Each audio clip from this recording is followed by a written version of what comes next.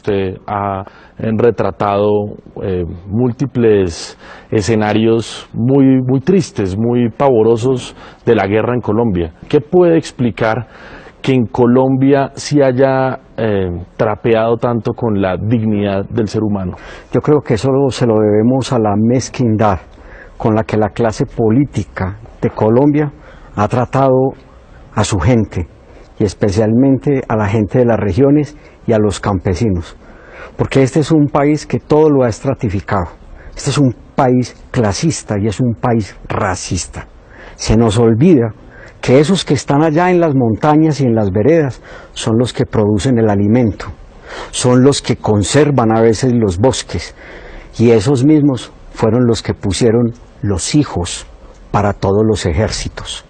Esos mismos fueron los que perdieron la tierra, fueron los que perdieron la vida, y por eso yo digo, fueron humillados y fueron ofendidos. En Colombia en los últimos 70 años han sido asesinados cerca de 600.000 colombianos. Las cifras son brutales, la sangría que ha tenido Colombia es brutal. ¿Por qué, a pesar de semejantes ríos de sangre, Colombia ha sido un país más bien anestesiado y no ha sentido los rigores de tanta violencia? Es que los que ponen los muertos, te decía, ahora son las mismas personas. Es que si los hijos de Santos van al ejército, se vuelven portada de revistas, porque son muchachos que lucen muy bien. Hay hijos de otros presidentes que se vuelven negociantes, pero a la guerra jamás van a ir los hijos del poder. En este país se banalizó mucho la vida de las víctimas. Es que en este país los medios se especializaron fue en entrevistar comandantes. Comandantes del ejército, comandantes de guerrilla, después comandantes del paramilitarismo, alcaldes y gobernadores. Y mientras tanto, la gente huyendo a través de las montañas, atravesando ríos, las víctimas desoídas. Las víctimas, atravesando ríos, cargando en sus brazos no solamente sus hijos, sino a veces un mico, un cerdo, una gallina. La guerra no tiene rostro de mujer, la guerra no tiene el rostro de esos niños y niñas que huyeron, de esos que resistieron, y es a esos a los que yo aprendí a enfocar, a ver con mi ojo, a ver con mi corazón. Y esas fotografías mías son para decir, aquí hay un testimonio, yo vi, yo registré o yo documenté, yo estoy contando una historia. Después no digan que no supieron. ¿Cómo hacemos para reconciliarnos en un país tan, primero lacerado por múltiples actores, pero además por una dirigencia política que se ha acostumbrado a atizar esos odios? Este es un país mayoritariamente católico.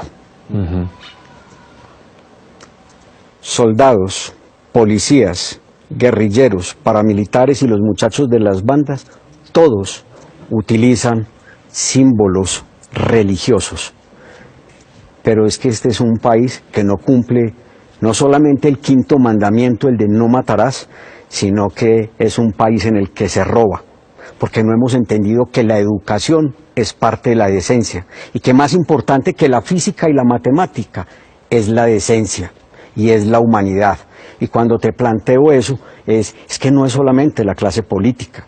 Yo le tendría que decir a los obispos de este país, en Colombia, la misma iglesia no ha trabajado para cohesionarnos en la reconciliación, en el amor y en la paz.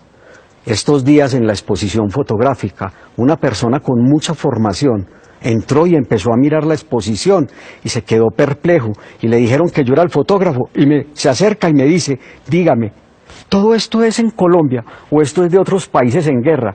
Y le dije, no, esto es solamente de Colombia, y es lo que yo apenas he visto. ¿Qué tiene que pasar en Colombia con las élites, con el poder, con los que toman las decisiones para que este país entienda no solo las cicatrices de la guerra para que no las volvamos a repetir, sino que salgamos de estos remolinos de violencia? Difícil uno con una clase, a veces con muchas personas de esa clase dirigente tan acomodada a ganarse la vida sentada y a robarse el presupuesto.